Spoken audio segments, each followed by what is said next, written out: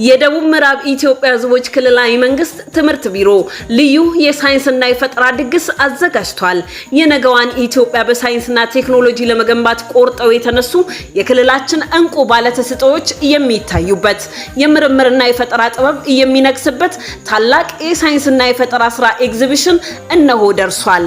ከመጋቢት 24 እስከ 26 2018 ዓ.ም ድረስ ማለትም ሐሙስና ዓርብ ዕለት በታርጫ ከተማ በሚካሄደው በዚህ ደማቅ የሳይንስና የፈጠራ ስራ ኤግዚቢሽንና የፈጠራ ውጤቶች ውድድር ላይ ከሁሉም የክልላችን ዞኖች የተወጣጡ ተማሪዎችና መምህራን አዳዲስና አስደናቂ ግኝቶቻቸውን ይዘው ይቀርባሉ።